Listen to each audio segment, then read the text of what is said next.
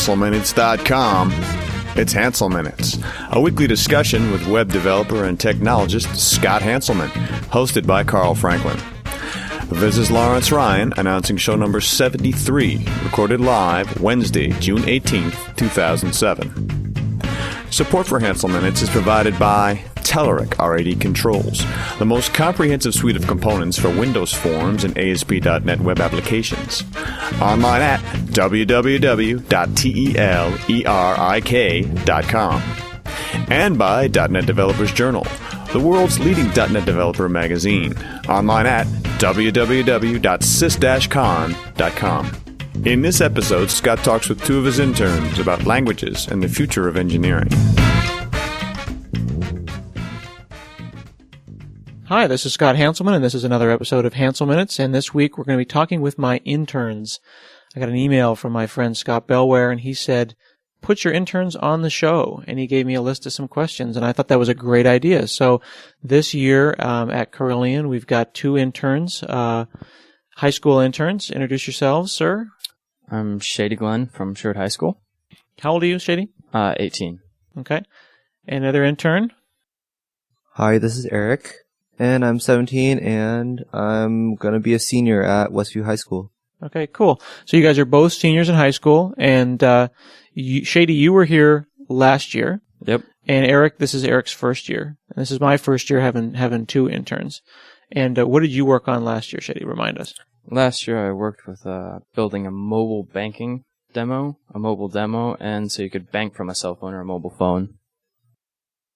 Now, you did in C#, and had you ever done C# before? Not at all. So, I mean, I was there, but, tell the audience, because, like, you're an intern. Like, what happened? You arrived, and then I just put really hard problems on your plate? Yeah, I had to solve it was a word search, and I hadn't really worked with anything close to that complex before, and I had been working with Visual Basic and just a little bit of Java, so C#, I had to completely learn that from scratch, pretty much. Mm-hmm. So remember the problem I gave you was a 230,000 word dictionary in a text file, right? And I gave you a 50 by 50 grid, and I said basically, do the boggle, go up, down, left, right, diagonal, and then I think after you got that right, I said and backwards and diagonal. You had to go all the different directions. Yep. I think how fast did the program run in the end? It didn't run that fast. I think it took a minute to get through it, maybe. Yeah. So it was an algorithms exercise, really, wasn't it? Right, and mine wasn't very effective. Then you showed me yours, and it was finished in like 15 seconds or something. Well, that wasn't why I showed you mine, but yeah. Yeah, right. Absolutely. And then, Eric, I gave the same problem to you, and you had done some Java, but you're more of a PHP guy, if I remember correctly, right? Oh yeah, I didn't really have that much experience with Java, but yeah, I do PHP more. Uh-huh. And this is the first time you learned C# as well, so I gave you the same exact problem. Mm-hmm. Except I learned from having you, Shady, as the intern last year, and here we did a little more test-driven development, and also Eric had the benefit of a profiler. So we actually profiled the code and sped it up, and I think it ended up being... I think it was around 0.4 to 0.6 seconds. Yeah. So it was pretty cool. I wasn't trying to compare you guys to each other, but no, it was a situation where the tooling really kind of made it possible for us to see what was going on. And before I was trying to make it simple. If I remember correctly, I made you code in Notepad for a while before I gave you Visual Studio. With Eric, it did it a little differently. I don't know. I'm just learning as well as you guys are. Now, Eric, how old were you when you started using computers? I probably started using computers when I was like 8 or 9, probably on an old Apple. Really? Like one of those Macintoshes with the green and black. Really? Now that's interesting because that's also one of the computers that I worked on. Now I am twice your ages. I would have expected that you would never have seen an Apple before. And do you use those floppy disks, like 5 1/4 inch floppies? Oh yeah, we used those all through grade school. Grade school. I think I didn't see my first Apple until a little later. And what about you, Shady? Well, I started out when I was about 6, I think, and we had a Windows 3.1 machine, and I was mainly just playing some educational games like, I don't remember what they were, but later it was Spelling Jungle and stuff like that. But then, I had seen an Apple when I went to a private school for a couple of years and we used them. Did you immediately want to code on the thing, or was it just playing? It started out just playing, and then after I got into more games, more sophisticated stuff, StarCraft and that, then I just got into computers and just continue going from there and wanted to learn how to make stuff. Now, was it gaming primarily that got you working on the computer, both of you guys? I just liked the capabilities of what it could do, but gaming was definitely a big part of it. What was your first email address?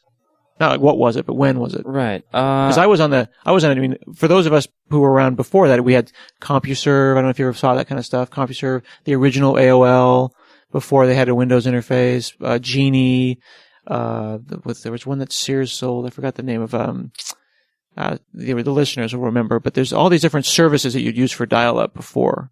Right. The first one I had, it was when I got into middle school, we actually started needing internet for just school projects and stuff. But it was through AOL. Prodigy. That was what I was trying to remember. Prodigy? Okay. Yeah. No, it was through AOL, and it sucked pretty bad. It did. So your first address was an AOL address? Yeah.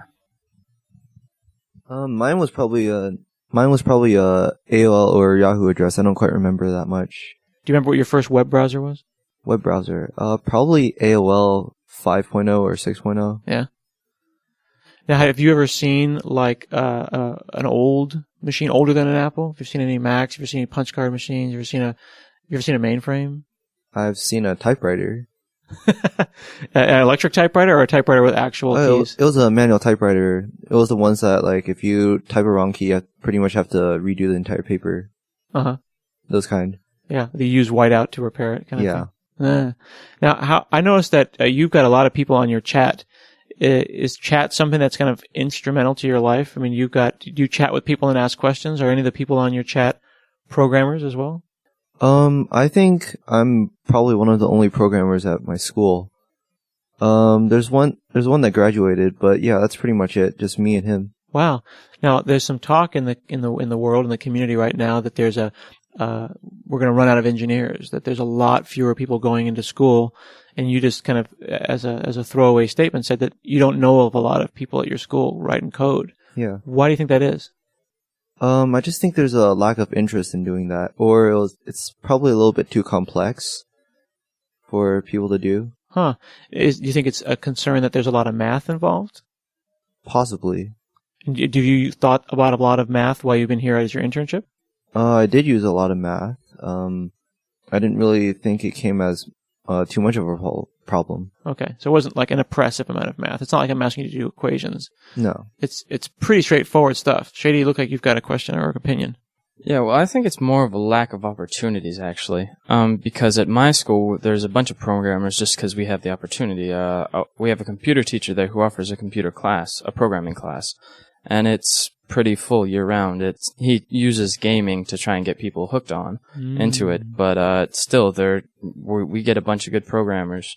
Well, not a bunch, but we probably get 2 or 3 each year that are good programmers. But do you think that 2 or 3 programmers per year per high school is really going to, solve the problem? And No, I don't think it'll solve the problem, but it's a good place to start. We have more than 3 programmers, but a lot of them just lose interest or just want to do something else in high school instead of just straight computers. So when you ask, other kids like, hey, what do you want to do when you grow up? Or in this case, you guys are 18. Next year, what are you majoring in? What are these guys majoring in? Communications? Political science? Art, business? Yeah. Stuff like that. I don't know. It's just people don't want to spend their lives doing that coding, I guess. Really? They want to do something more exciting. Is there a coolness factor here? I mean, someone had to code the iPhone. Right. It all depends on what you how you define cool. But I would think that programming something like that's awesome, Well, that's why you're an intern here, because you guys, here we are in the summer, right? In beautiful rainy Portland. It's pouring rain right now. Yeah. What are your friends doing? Are they having internships? No, they're sitting on the couches watching TV. Okay. Some of them have a job, but other than that. Eric? A lot of my friends are doing internships, but I think only one other one has something remotely related to doing computers. She's over at Nike doing web design. But I think, like, going with Scott's previous statement, like, engineering is probably getting, I think in my opinion, it's probably getting bigger, but it's just not in the computer-related field. Like, in the news and just among my peers, there's a lot of people going into chemical and bioengineering. It's just, I don't know if there's much interest for computers in itself. So do you notice a difference at all between interest in software versus interest in hardware? I would think that since all of you guys have, mobile phones basically implanted in your heads, that you would, is technology a big part of your interaction in your daily life and you're SMSing friends and stuff? Wouldn't that cause more interest in technology? I think people are more interested in the products than through the process of doing it. Like, just with iTunes, like, most people don't really know what happens behind it, or like using the iPhone or any iPod or anything like that. They just want to use it and show it off, but they don't really care what's going on behind it.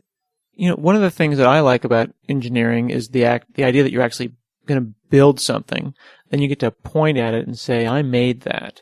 This idea, the Legos and the erector sets and the Lincoln Logs. It's the building.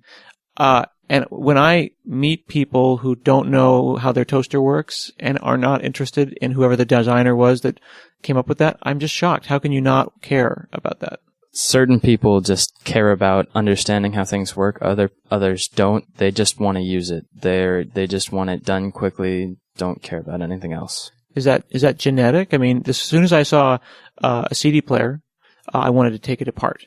Yeah. No. I think that's a big part of programming and engineering. You just want to understand how things work and take them apart. Some people want to do that. Some people don't. So, assuming that you guys have that kind of passion that you want to do these things, as programmers, what kinds of things do you want to enable? What kind of scenarios do you want to create? Right now, like last year, Shady, you did, mobile banking, and this year you're doing PowerShell, and you're doing build scripts, and you're learning how large systems get built. And Eric, you're working on administrative consoles and ASP.NET 2.0 and things like that.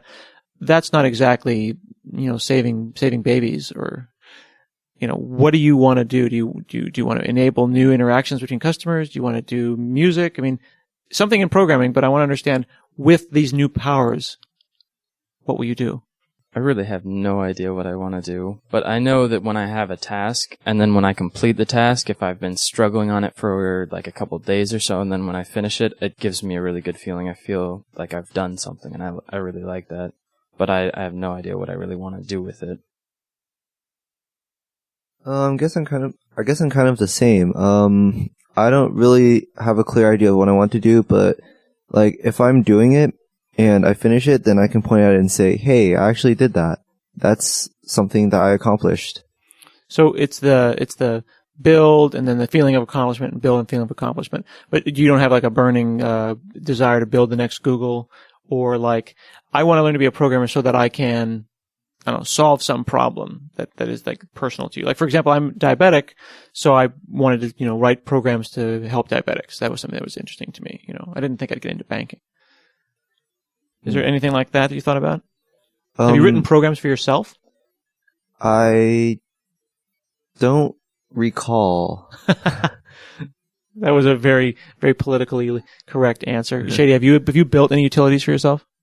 I've built a couple small things, but mainly I just write. I turn regular games into text-based games, and I think that's pretty fun. Like I built a game. I built Clue out of Ruby and had a whole bunch of win scenarios. You wrote the board game Clue? Yeah. In Ruby? Yeah. You don't move around. Or actually you do. You have a certain amount of spaces that you can go, and then you can.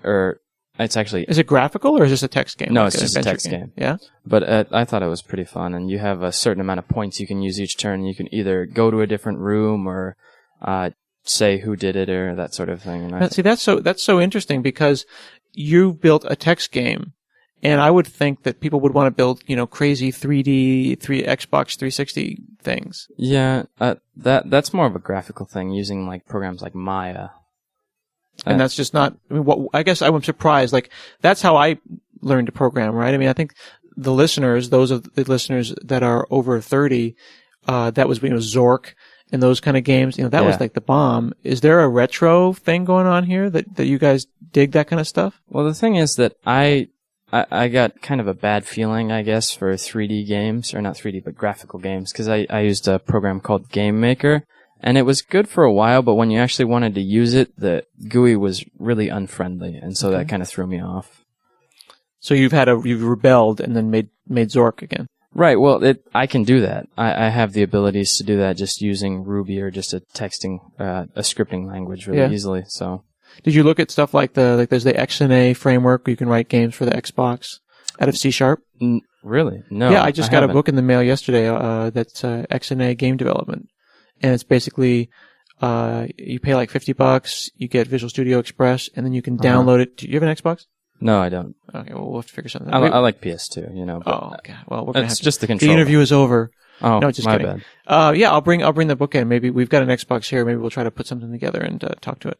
Yeah, the only thing I know about that is some guys don't appreciate you messing with the Xbox. But other than that, That is true. The Xbox here at Corillian is sacrosanct. We shouldn't tell them that we're going to mess with it. yes. So, what are some things about current technology and current languages that you don't like? There's a couple things I don't really like. First off, I guess I don't really like seeing so much spam in my email.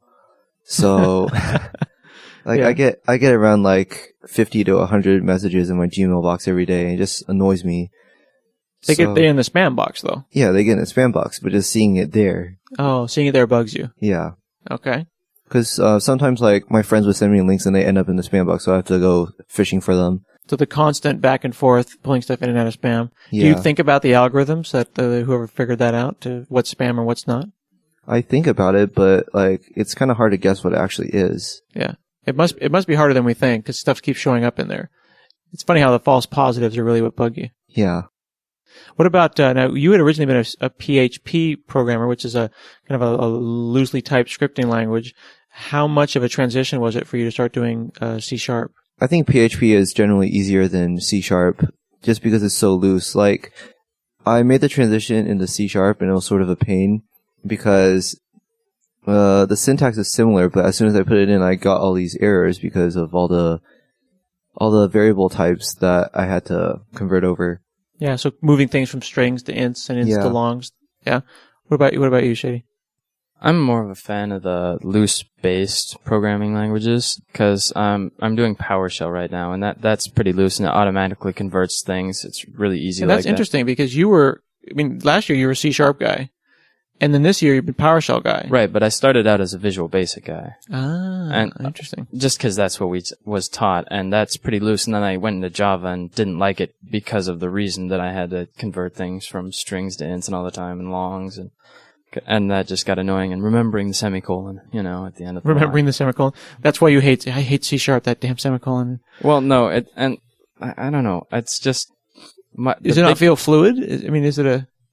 No, it doesn't feel as fluid to me. I just like the looser ones because then it's more of a language-oriented than a math-oriented, and or technical. Because with language, things are more loose, and you say one thing and it will interpret it that way. Versus with C# and Java, you have to throw it in exactly the same way every time. And so, if I can paraphrase, are you saying that you like the way that you write it in PowerShell or in a more dynamic and a more loosely typed language, and it knows your intent? Well, in C# you're having to be really specific about stuff that you don't feel you should have to be specific about. Like it should be guessing. Like that's what I meant. I put this int in a string; it should become a string. That's what I meant. You kind of tossed them each to extremes, but that's kind of what I'm getting at. Okay. If that was not a good paraphrasing, I don't know. It was close. It's just interesting. This is a sample size of 2, right? Where 2 out of 2 interns believe that loosely typed, more dynamic languages are better. And I don't know if that is something that we're finding just generally, because C#'s making a move to being more of a kind of a hybrid language. But it's a little slower. Where in C# 3.0's got some things like variable types that are just var, where you can stick a string in there and you can stick an int in there and it's okay. Mm-hmm. But that's things that are emerging now. I'm wondering if the young people are, if the day of static typing is over and the young people want to move back towards that more fluid, fluid's my word, more fluid languages. I think fluid's pretty good. So you're digging PowerShell though? Yeah, PowerShell's awesome. But the main problem I have with certain languages is just the installation. Because if I can't get it running well, then I'm not going to use it. Because that was my main problem with Java was we had one textbook and then we didn't have the right compiler for that. And then nobody had the skill set to help me with that. And then I was looking on the internet and I'm assuming most people already knew what they were doing, and I was just a noob, and I didn't know where to get help from. So the kind of initial hump of like, what exactly do I need to start programming and make it work? Right. Yeah, like I remember that we had a lot of trouble getting your box to build because we had to install all these prerequisites and stuff. Exactly. Yeah. Of course, with PowerShell, with Ruby, it's pretty much self-contained. Yeah, Ruby even more so than PowerShell, because PowerShell I was setting up PowerTab from Mao, which is awesome though. PowerTab is pretty hot. That's the tab completion stuff for PowerShell. It's awesome. Yeah, Mao, who wrote that, is an awesome guy. So last question here. When I retire, and when we retire, right, the old guys, what are you guys going to change?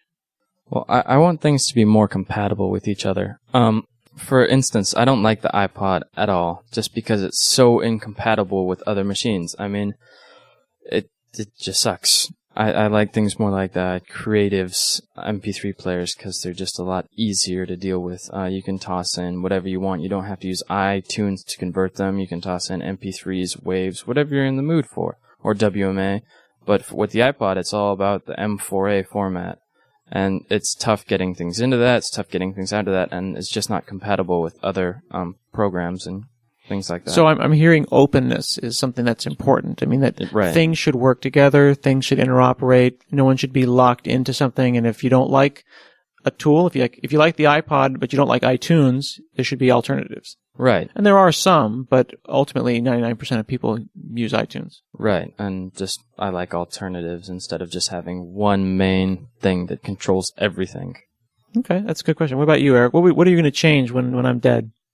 I guess I wouldn't change as much in the software aspect, but like, I don't really particularly like the way computers are right now, because at home I still, even though I have one of those flat screen monitors, it's still pretty hard to keep your eyes on it for pretty much hours at a time when I'm working on a project, and like my wrists tend to tighten up like if I'm on the keyboard too much. So maybe a different type of design for the computer screen. And Do you like tablets? Do you like touchscreens? Do you think that's Yeah. where the answer is? Possibly. Like, it depends on how someone would design it. Like, can you be more specific? Like, I know that there's talk about gestures. Like, I've always wanted to be able to just wave my hand in front of my screen and minimize my windows. Yeah, that would be pretty cool, but you'd have to be pretty accurate to, like, move one or the other. Well, yeah, but if somebody said that and then didn't try because they said, well, gosh, I don't know if that's going to work, then it never would actually happen, right? Yeah. I mean, I never would have believed the iPhone or like, the Microsoft Surface where it's like the entire coffee table is a monitor and I can move stuff around with my fingers. But, somebody ultimately has to do that. And at this point, when I'm old and gray, it's got to be you guys. Do you think that you're up for it? If I'm not on the couch watching TV, sure. Yeah. Okay. So this has been another episode of Hansel Minutes with the interns here at Corillian, Shady, and Eric. Thanks, guys, for taking time out of your busy day and get back to work. Stop screwing around, and you won't be paid for this half an hour. We'll see you next week. Bye-bye.